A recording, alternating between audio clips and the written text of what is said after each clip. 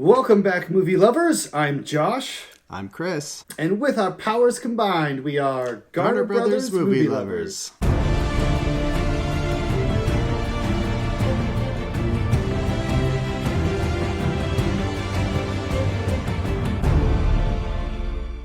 We're glad you all could join us today while we review the movie Godzilla Minus One, a Godzilla movie which needs no introduction. Everyone knows who Godzilla is. However, it is kind of important to know that this is a Japanese Godzilla film and that it is not connected to any of the Monarch Godzilla monster verse that's going on. And I believe it's not connected to any former Japanese ones either, right? This is like a reboot for everything.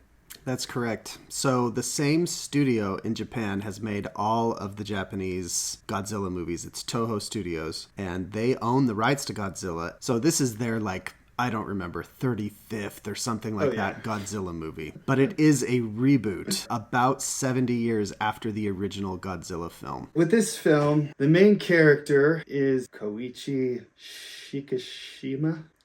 That sounds about right.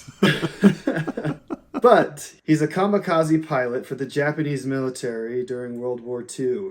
The movie starts in the last days of World War II, and maybe that's it. Maybe that's all I want to say. I don't want to spoil anything, but I feel like I got to give him a little more than that. The trailer really didn't give you anything. True. So I don't really want to give anything away either. Agreed. So yeah, Chris, go ahead and try to say some Japanese names now. The film is directed by Takashi Yamazaki. The main character is played by Ryunosuke Kamiki, and the main girl character is played by Minami Hamabe.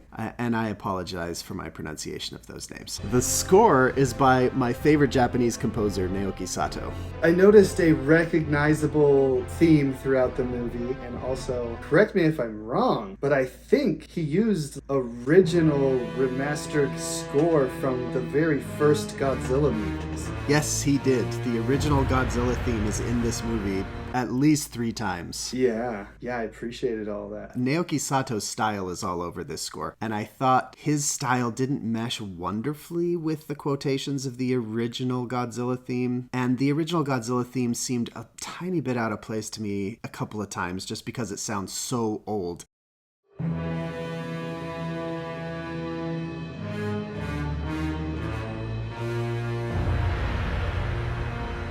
I didn't know that I loved the inclusion of the old theme. I mean, it's for the fans, right? It felt very much like what you would have heard with a black and white scene with a guy who's on top of a fake city. In a rubber suit.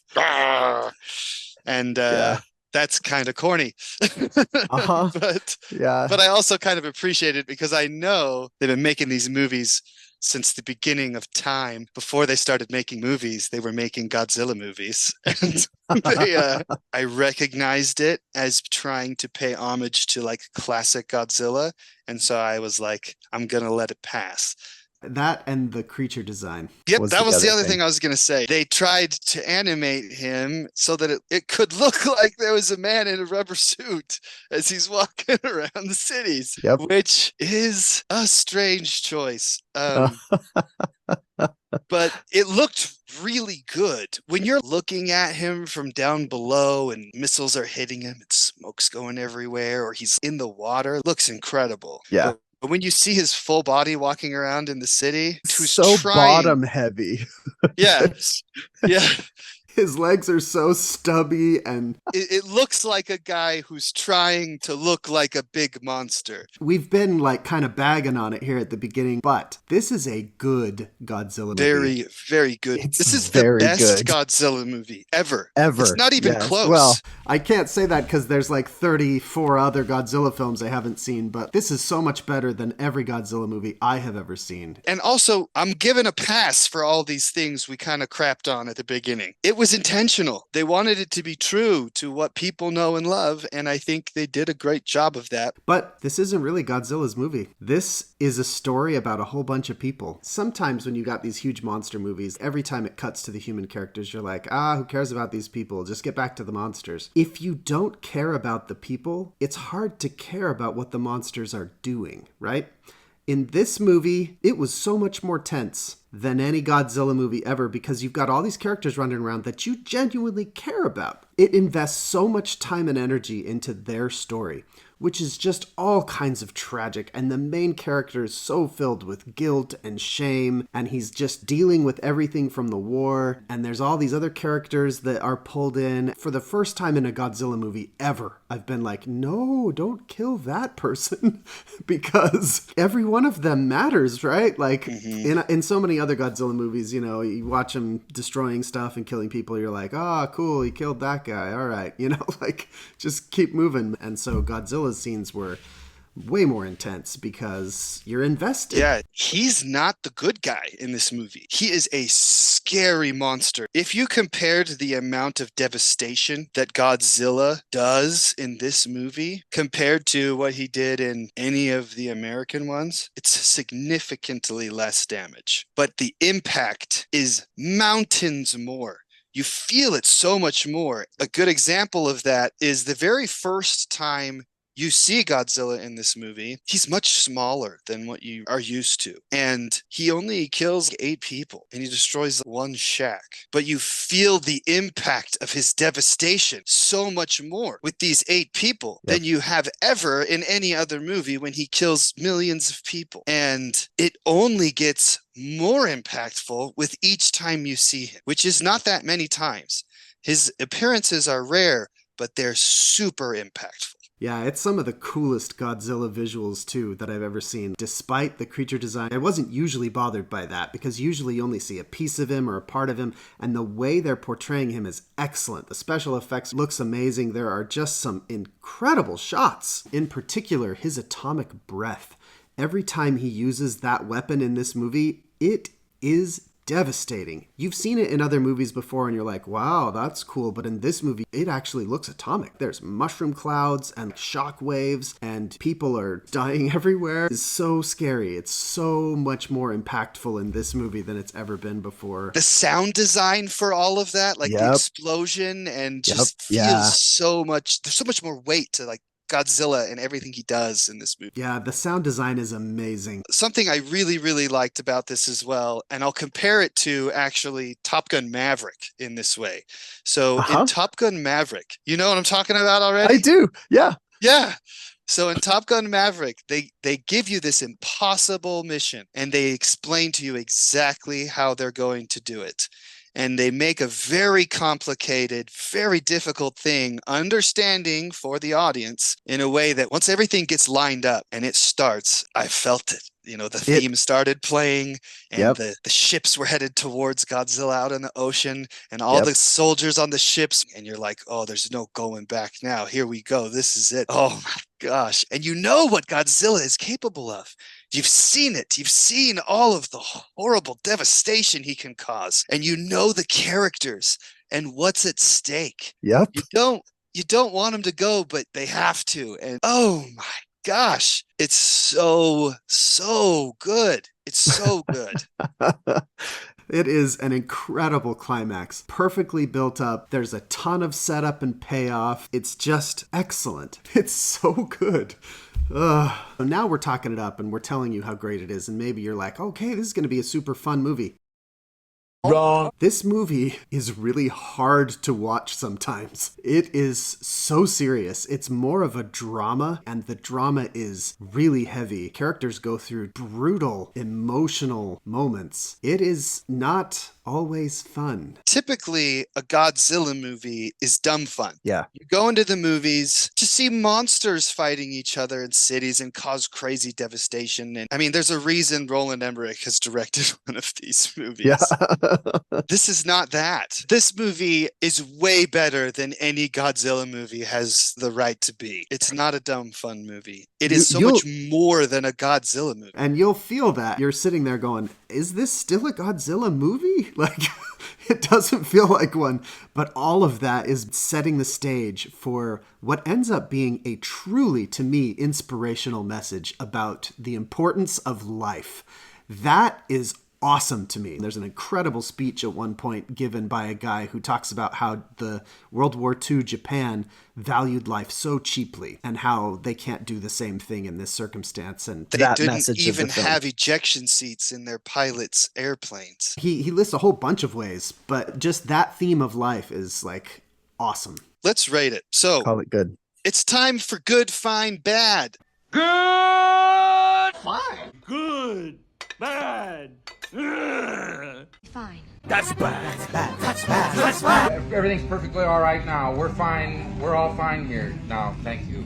How are you? If this is your first time joining us, the way we rate movies is on a scale. The scale includes good, fine, and bad. If it is a good movie, we recommend you go see it in theaters. If it is a fine movie, we'll leave it up to you. And if it is a bad movie, we beg you not to go see this in theaters. So with that being said, Chris, good, fine, bad. This movie is good, great, fantastic. Fireworks. Oh, yeah, it is.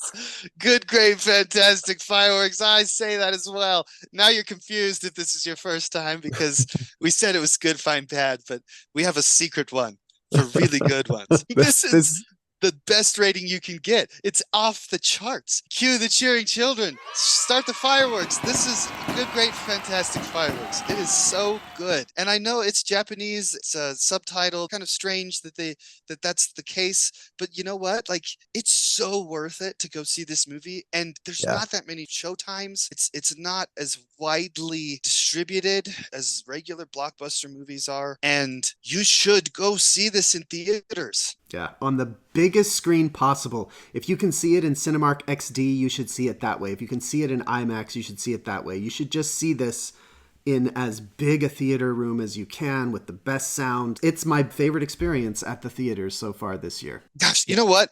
I was thinking after walking out of this movie that this was my third favorite movie of the year. I think it's maybe my second favorite of the year.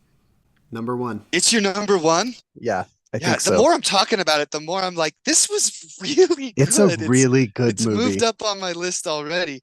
Yeah. But yeah, it is a phenomenal film. So thank you for watching. If you've made it this far, we are really grateful that you have. We are going to talk the spoilers now. So if you haven't seen this movie, please don't watch the rest of this video. Just leave a like and then dip, and you can come back and finish this after you've seen it. You've all been warned. Thanks again, and we'll go ahead and jump into some spoiler talk now. First, the scene where she pushes him into the alleyway during the atomic breath.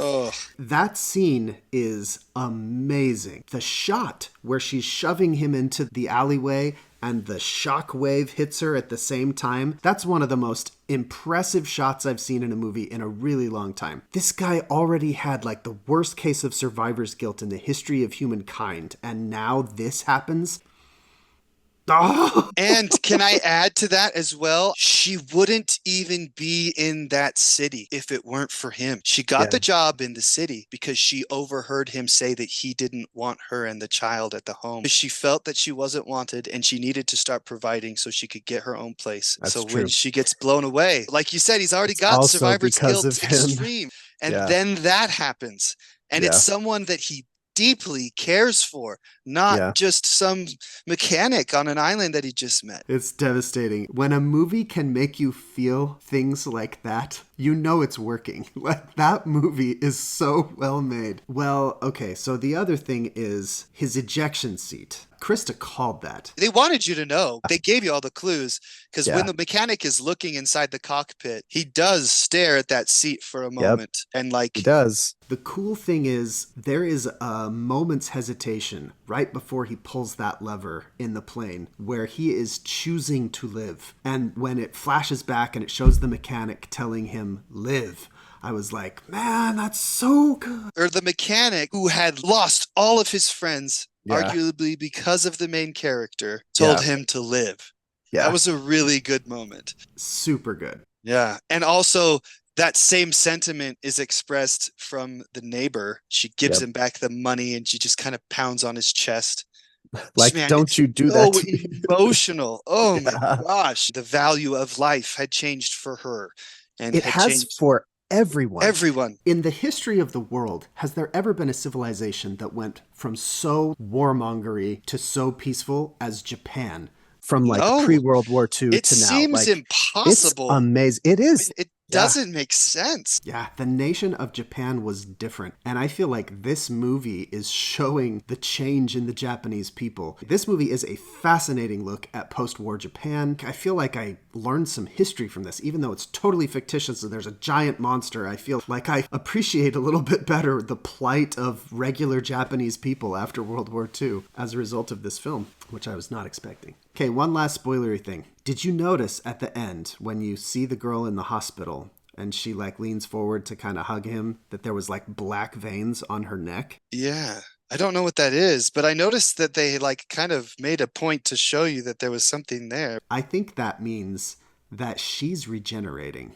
How could she possibly look that good after being hit by the shockwave from his atomic breath? I think there's something about his radiation that makes people's DNA regenerate like his does when they're injured.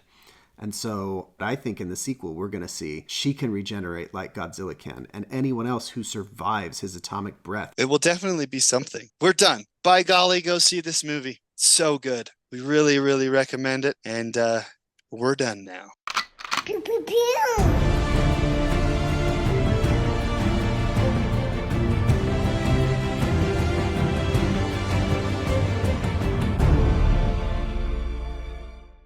After he gives that speech, everyone on the ship starts saluting. I wanted to salute the freaking screen. Let's go, man. We're going to go. It was so good.